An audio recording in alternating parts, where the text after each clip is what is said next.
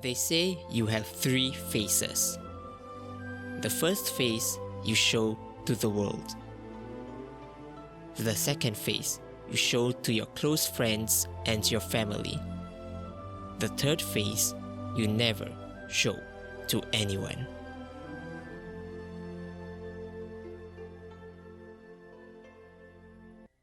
This Japanese proverb accurately describes the trifecta of concepts that most would use to define themselves. Though they may appear to be the same, there are actually a few intricacies that differentiate the three. And to help explain this further, I'd like to use a material that has garnered my attention recently. No, it's not some lecture from a decaying professor or an ancient book that drowned me in college debt. No. We'll be using something more modern and cultured. We'll be using anime. Specifically, Spy X Family.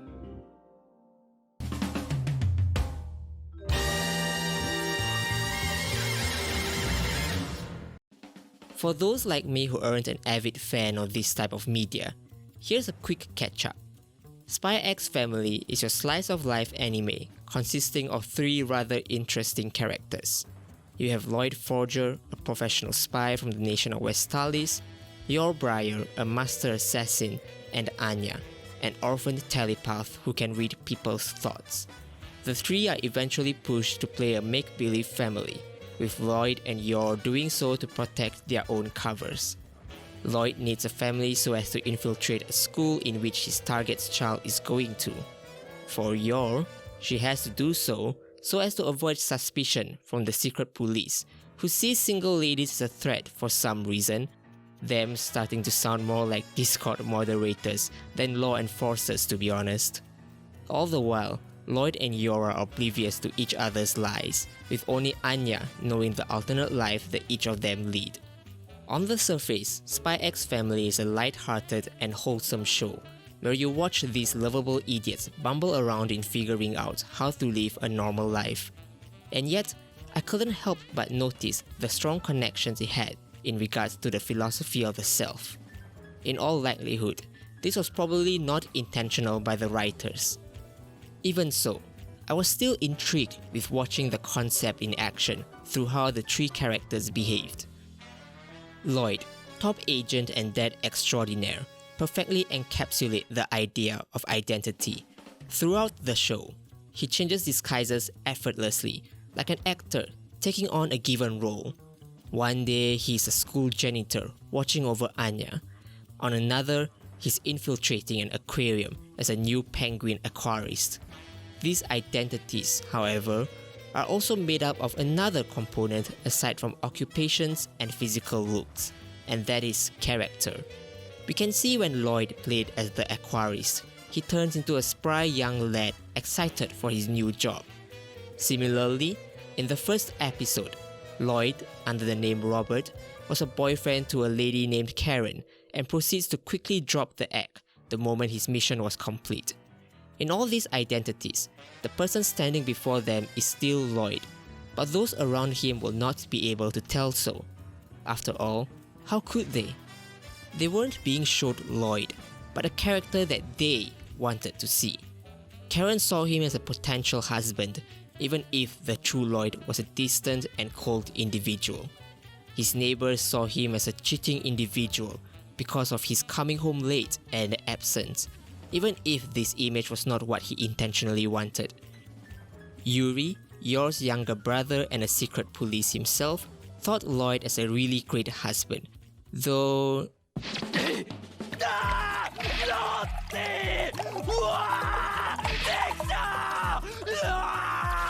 No, never mind, I think that's more of his sister complex affecting his logic. In all these cases, Loid's self could not be perceived because those around him had already decided who their Loid was from the identities that were shown to them. There were two Loids, the true one and the other, that was made from the mask presented to the world, and both could not be more different than the other. But cosmic, you might ask, this character thing, isn't it just like personality? Well, my dear viewer, though the two may share the same feel that is behavior. The key difference is that character comes from without, while personality from within. Take Yor's personality for example. She is someone who is aloof and timid, one who is not comfortable in most social settings. She gets flustered easily around her colleagues, and even with Yuri himself, someone she trusts wholeheartedly. In fact, it doesn't seem to matter the situation, whether it be at home with Loid or alone killing her latest target. Yor appears to have a unique approach to interacting with people. Despite so, contrary to Loid's methods, Yor's shy behavior is not a performance she is putting up to hide under, but something that is innate to herself, whether she likes it or not. While there is no denying that this side of Yor does help cover her other life as an assassin, it is still a part of who she is, just not one that provides the full picture. The other piece is only shown to those she loves and cares about, mainly Yuri and Anya. When those who are important to her are threatened, Yor's personality flips on its head entirely, becoming this lady who is willing to stand up for those she holds dear, no matter the cost, and dare I say, to a frightening degree.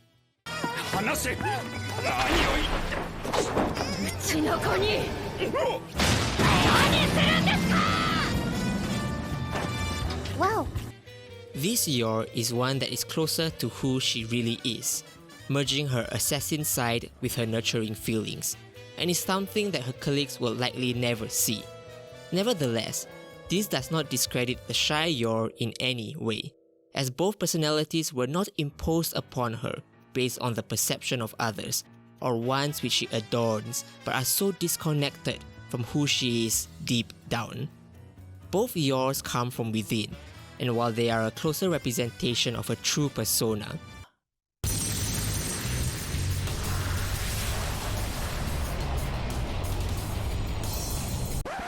no, not that one. I would still say that they do not represent who she really is. After all, numerous times we've seen her having to suppress her inner thoughts and feelings so as not to reveal her true self. We see this in the house party when she contemplated with the desire to get rid of all the guests, or when she had to pass on a dress because of worries about getting blood on them. Unlike Loid, which puts on a fake identity to hide himself, Yor merely diverts it to another aspect of her personality. Really, Yor's true self is simply being suppressed within her mind, and the personality we see are the parts that are either leaking through or ones she wants us to see. Her mask of personality is born from her true self, and yet never reaching full resemblance to it. Perhaps the only way for someone to get a glimpse of who she really is to gaze into her mind itself. Though that's rather impossible. Oh wait.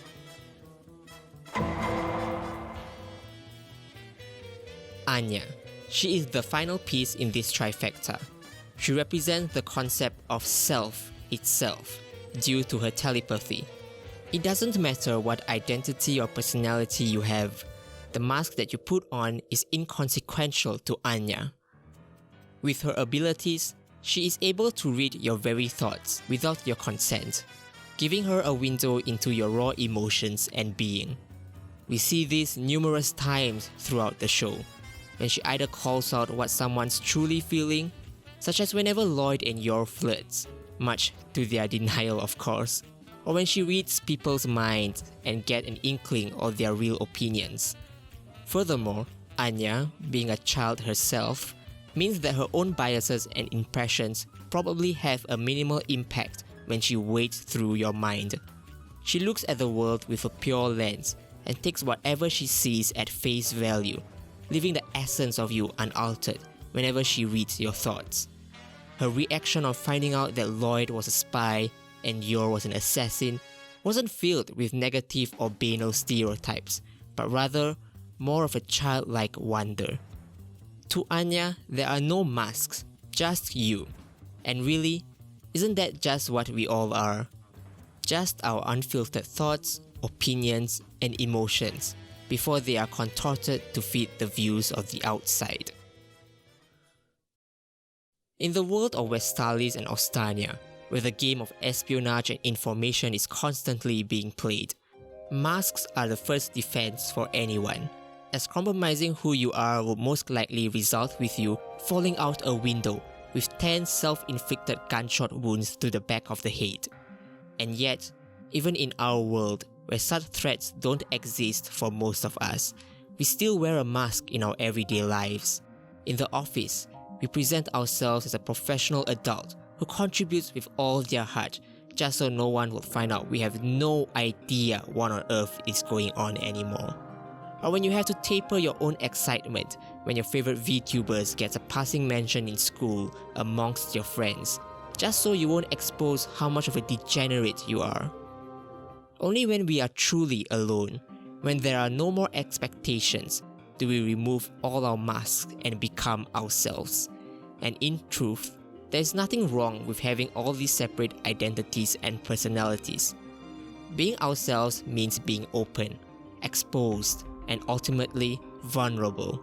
And in a ruthless world such as today, doing so could be a costly mistake. Spy X Family may be a charming show about Loid, Yor, and Anya playing make-believe.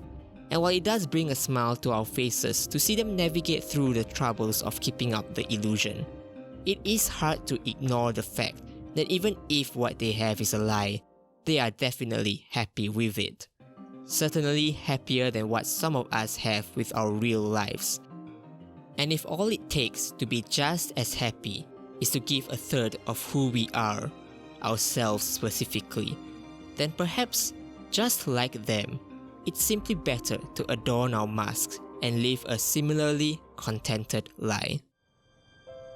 僕が思うに夜さ、世の中の多くのご家庭でもみんな演じて生活してたりするのかなって。